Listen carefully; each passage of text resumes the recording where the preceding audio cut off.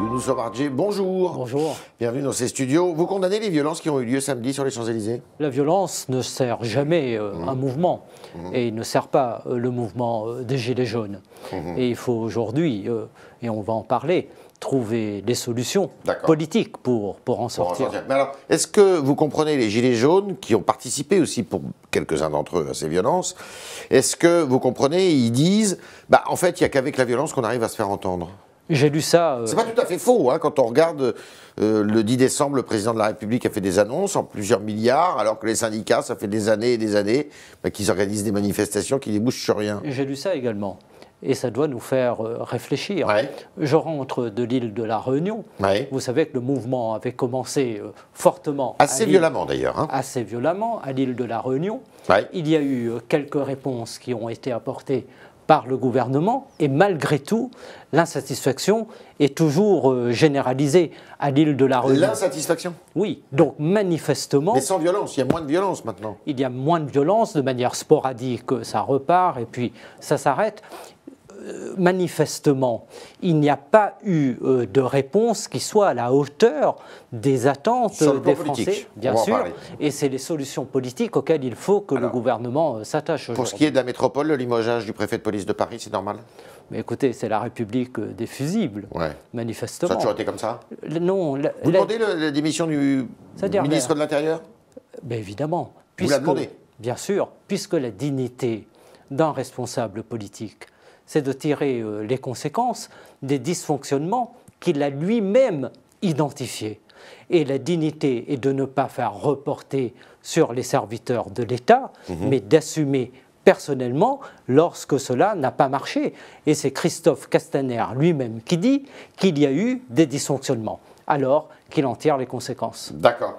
L'interdiction, le Premier ministre hier a dit on va interdire les manifestations en certains lieux, les Champs-Élysées, la place du Capitole à Toulouse. C'est utile ça? Alors que les manifestations sont illégales d'ailleurs, elles n'ont pas été déclarées. Vous voyez, ça inquiète sur les libertés en France. Ouais. La France est un pays qui rayonne et qui est phare pour l'état de droit et pour les libertés, la garantie des libertés individuelles dans le monde entier.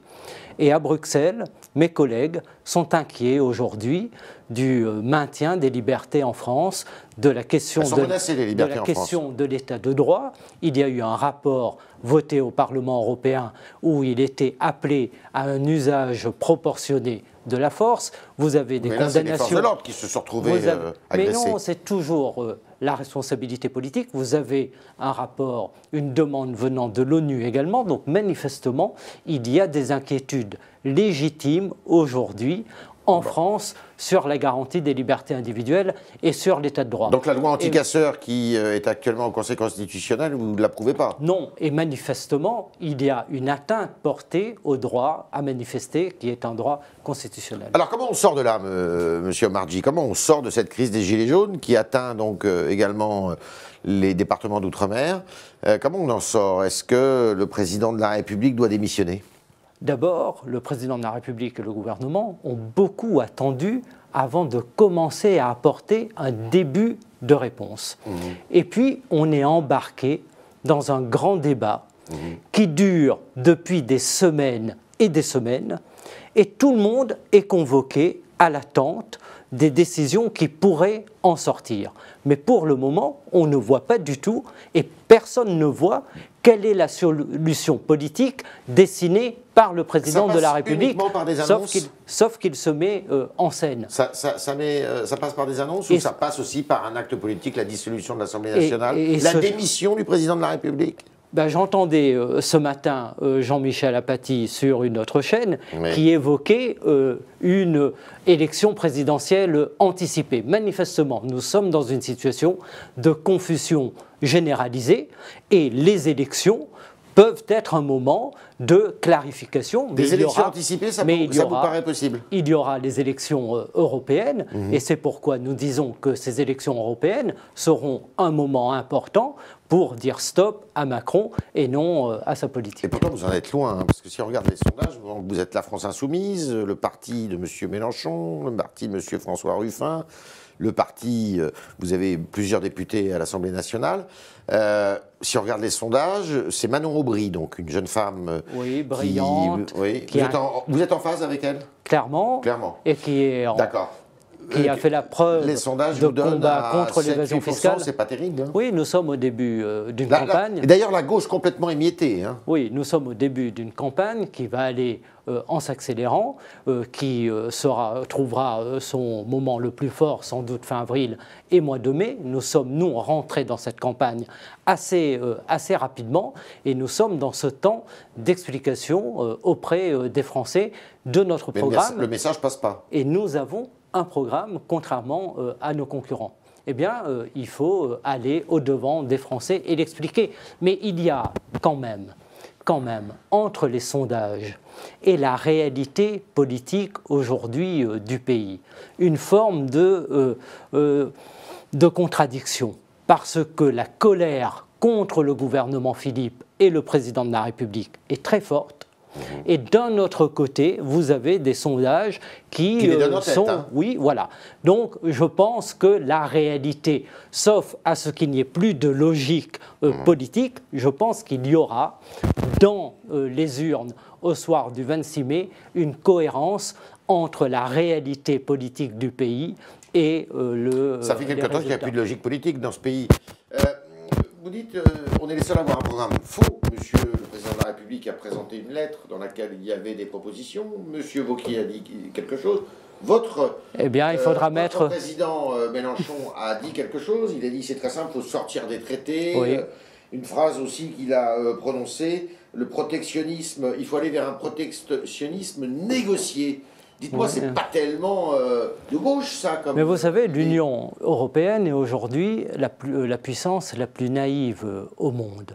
C'est-à-dire qu'on est dans le dogme, la religion, la croyance du libre-échange qui fragilise nos productions, qui fragilise les emplois en Europe, quand partout ailleurs, on repense aux protections et où les frontières retrouvent une certaine vitalité. Donc, faut remettre les frontières. Mais bien sûr, un protectionnisme solidaire est absolument nécessaire pour protéger les productions françaises.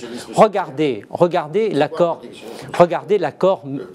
Le protectionnisme solidaire, ça veut dire réinstaurer un certain nombre de barrières et en même temps... Et où? Dans l'Europe, à l'intérieur de l'Europe? Oui, et en même temps... Entre les États européens. En même temps, cela veut dire que par rapport à des pays tiers, et je pense à des pays ACP en particulier, réintroduire aussi des agencements Afrique-Caraïbes-Pacifique, des agencements qui leur permettent de penser à leur développement propre. Car aujourd'hui, les accords de libre-échange sont perdants pour ces pays et ils sont perdants pour les pays européens. Je pense à l'accord Mercosur, par exemple. Regardez cet accord. Regardez cet accord qui va fragiliser tous les producteurs de viande en Europe et en France en particulier. Je connais bien la question... Vous êtes, si je résume un peu votre pensée, il faut remettre des barrières nationales, des frontières nationales et des frontières européennes? Il faut des frontières européennes, clairement, car aujourd'hui, nous ne pouvons pas, en Europe, être cette puissance qui est dans cette croyance totalement irrationnelle dans le libre-échange, quand les autres puissances, elles, réinstaurent des barrières. La semaine dernière, il y avait un homme, un intellectuel, qui s'appelle Hervé Juvin, qui est sur la liste du Rassemblement national. Mais c'est mon collègue. À peu près le même discours. Pas Philippe Juvin, Hervé Juvin. D'accord. Hervé Juvin, c'est qui figure sur la liste du Rassemblement national. Lui, je le connais pas. Qui est pour le localisme. Vous êtes un peu dans cet état d'esprit-là. Et il disait, finalement, avec M. François Ruffin, on pense la même chose, on pourrait faire cause commune. Écoutez, je veux dire, la rationalité, elle est partagée. Entendez ce que disaient les jeunes qui sont dans les marches climat. et qui parle de la dette écologique. Eh bien, ces accords de libre-échange, ils tournent le dos également, avec ce grand déménagement du monde, aux accords de Paris et aux engagements que nous avons pris. Est-ce que vous avez le même discours que le Rassemblement national? Monsieur Hervé Juvin avait ce discours. Bon, ben, c'est toujours la même chose, c'est-à-dire qu'on va toujours dire, donc vous pensez comme le Front National. Mais non, non, je l'ai déjà dit sur un autre, plateau. C'est une insulte à l'intelligence que de dire ça. Parce qu'ils ne sont pas intelligents, eux. Mais non, parce que je les connais trop. Je suis au Parlement européen. Nous sommes ceux qui menons le combat le plus résolu contre les fascistes, contre l'extrême droite. Et on peut faire cela à d'autres. La liste Rassemblement National, oui, ce sont des fascistes. Oui, on peut faire cela à d'autres, mais pas à moi. Je sais avec qui ils siègent au Parlement européen et je connais la cohérence de leurs propositions qui est aux antipodes des nôtres. Est-ce qu'il y a une commune, je dirais, pensée entre M. Mélenchon et M. Ruffin à la tête de votre mouvement? On a l'impression qu'il y a quand même pas mal de tirages. Non, non. Dans le groupe des parlementaires de la France insoumise, nous partageons tous... les mêmes idées? Absolument. Et des valeurs communes. Y compris sur l'immigration? Il y a des singularités au sein de notre groupe qui font la richesse du groupe des parlementaires de la France insoumise. Mais c'est vrai, non, c'est la réalité. Je suis moi-même singulier par rapport à François Ruffin ou par rapport à Jean-Luc Mélenchon. Vous êtes plutôt mélenchoniste ou ruffiniste, vous? Mais pourquoi parler de cette manière? Je suis de la France insoumise. Alors, deux petites questions qui sont importantes. On a appris, ce qui est quand même absolument incroyable, c'est un dossier qui vous concerne et que vous connaissez, que 680 millions d'euros destinés à la ruralité en France, des fonds européens, n'ont pas été distribués. Comment est-ce possible? Oui, eh bien, alors quand on sait que la ruralité souffre aujourd'hui. Oui, et ça, ce sont tous les dysfonctionnements de l'Europe.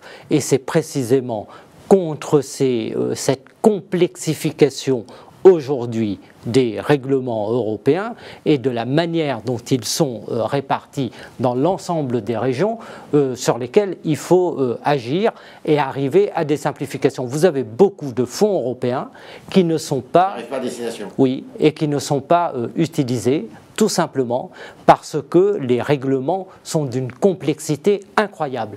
Beaucoup de petits bénéficiaires, a priori, ne font même plus appel aujourd'hui aux fonds européens parce que monter les projets est extrêmement difficile.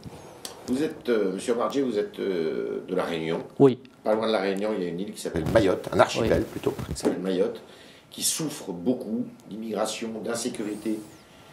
Quelle est la solution?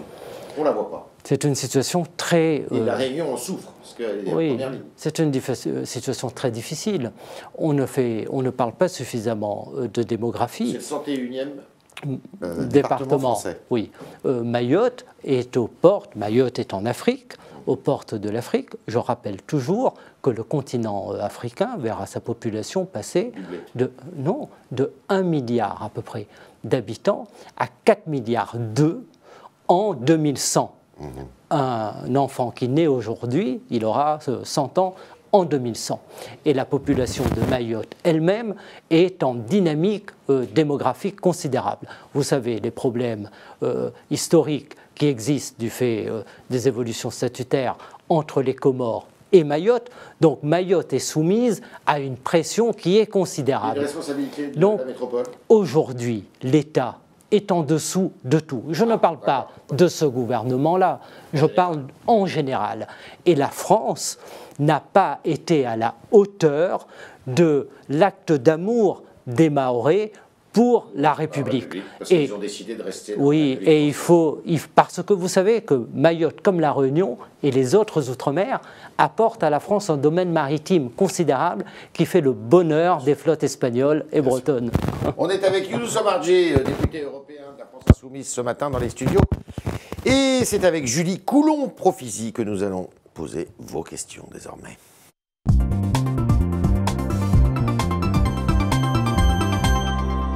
Bonjour Julie. Bonjour Yves, bonjour Younous Omarjee.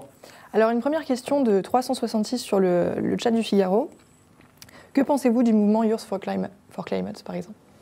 Alors, ce sont les jeunes donc, qui se sont exactement. rassemblés, qui ont manifesté dans les rues du monde entier d'ailleurs, y compris à Paris. Peut-être à La Réunion, je ne sais pas. À La Réunion, vous vous rendez compte, 2000 personnes, 2000 jeunes à l'île de La Réunion, à Nairobi, à Hong Kong, aux États-Unis. C'est sans précédent, c'est historique.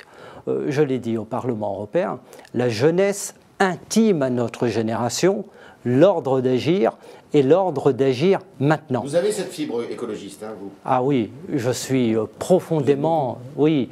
Battu contre la pêche électrique. Mais surtout, ce que ces jeunes nous disent, c'est qu'il faut changer totalement de modèle. Ils ont bien compris que les modes de production actuels, mais même au-delà, l'idée même que nous avons du bonheur aujourd'hui doit changer parce que autrement nous sommes entraînés. Enfin, je crois que c'est la parabole de saint Matthieu qui dit c'est la marche des aveugles conduite par des aveugles vers le précipice. Eh bien, nous avons aujourd'hui une jeunesse éclairée qui ne veut pas aller vers le précipice. Vous les encouragez. Clairement. Alors une autre question avec un autre sujet de la scène. Il nous dit les gilets jaunes, c'est une routine qui va s'installer au-delà du mandat de Macron. Est-ce que vous êtes d'accord avec ça? Eh bien, c'est possible. C'est un mouvement qui a surpris. C'est admissible aussi. C'est un mouvement qui a surpris tout le monde, qui, au fur et à mesure, prend des formes innovantes, qui continue de surprendre et qui peut-être est un mouvement inarrêtable. Mais ce que nous savons, c'est qu'actuellement, le gouvernement et le président de la République n'offrent aucune perspective, aucune solution politique pour d'abord apporter des réponses aux demandes qui sont posées par les Gilets jaunes. Parce qu'on oublie, en parlant que de violence, qu'il y a des demandes qui ont été portées, notamment sur le plan social, notamment pour rétablir une justice fiscale en France. Alors, une question de l'amicaline, je me perds un petit peu. À propos du limogeage du préfet de Paris après les violences samedi, vous en avez un peu parlé tout à l'heure, il nous dit, à ce stade, c'est le Premier ministre qui aurait dû démissionner. Qu'est-ce que vous en pensez? Alors, d'après vous, c'est le ministre de l'Intérieur, le Premier ministre? Écoutez, je ne suis pas là pour faire les remaniements ministériels, mais ce que je constate, c'est qu'on est aujourd'hui dans une culture où personne n'assume plus ses responsabilités, et je pense que tout ceci porte atteinte en définitive à la République et au respect des autorités. Alors à propos de l'Europe, donc vous êtes député européen, et Julien nous dit le Parlement européen n'a pas de véritable pouvoir, ce n'est qu'un pion inutile de l'Union européenne. Qu'est-ce que vous lui répondez? Je lui réponds que c'est faux. C'est faux. Bien sûr, clairement, ce sont des idées reçues. Le Parlement européen a des pouvoirs sans doute beaucoup plus importants que bien des parlements nationaux. Les députés européens ont des pouvoirs qui, dans bien des domaines, sont plus importants que ceux des députés nationaux. Il n'y a d'ailleurs pas de majorité absolue au Parlement européen, ce qui renforce un peu. Et puis le traité de Lisbonne. Il y a beaucoup la culture du consensus, précisément. Sur certains sujets, sur d'autres, les positions, vous pensez bien, me concernant, ne peuvent pas s'inscrire dans des compromis. Mais il faut considérer qu'il y a des enjeux importants qui touchent la vie des gens et qui se jouent au Parlement européen. Je fais partie de ceux dont l'action a permis l'interdiction de la pêche électrique. Je fais partie de ceux qui ont beaucoup travaillé sur la question du glyphosate. Vous avez beaucoup de questions qui concernent les gens et qui se jouent au Parlement européen. Et de tout cela, nous en parlons pendant notre campagne. La législation française, elle est quoi? À 20% inspirée des directives européennes ou plus? Écoutez, c'est ce qu'on dit, mais je pense que ce n'est pas tout à fait la réalité. C'est plus? Je pense que c'est un petit peu plus. Madame Le Pen parle de 80%. Je pense que c'est faux aussi. D'accord. Une question de 36 sur le Figaro. Vous avez été nommé parlementaire de l'année en 2018. Quelle est votre réalisation dont vous êtes le plus fier? Oui. C'est difficile de répondre à cette question. Je pense que c'est l'ensemble de mon action qui a valu cette récompense, qui vient d'ailleurs d'européistes, donc on ne peut pas soupçonner d'une quelconque connivence entre eux et moi, mais quand même, l'interdiction de la pêche électrique, c'est une question qui est importante, qui était très soutenue par les citoyens européens, français, et en particulier par nos pêcheurs artisans dans le Nord. Et je suis très fier de cette interdiction parce qu'elle appelle aussi à repenser notre relation avec le monde du vivant. Vous savez, cette pêche électrique est une pêche tout à fait barbare. La Réunion en souffrait beaucoup, notamment. De la pêche électrique, oui. Non, parce que c'est une pêche qui est circonscrite. En revanche, la Réunion souffre de ce modèle de pêche industrielle financé par l'argent du contribuable européen, qui fait qu'avec des tonniers sonneurs et des sonneurs qui viennent d'Espagne, du Portugal, mais aussi d'autres pays, ils vident les fonds marins et il ne reste plus rien pour les pêcheurs artisans de Mayotte, de l'île de la Réunion. Et puis vous avez aussi en Guyane l'Union européenne qui favorise les flottes brésiliennes qui viennent en toute illégalité pêcher dans nos eaux. Donc il y a beaucoup de dysfonctionnements. Younous Omarjé, merci beaucoup d'avoir répondu à toutes nos questions, y compris à celles des internautes qui ont été posées ce matin par Julie Coulombe-Profisi. Et puis alors à demain.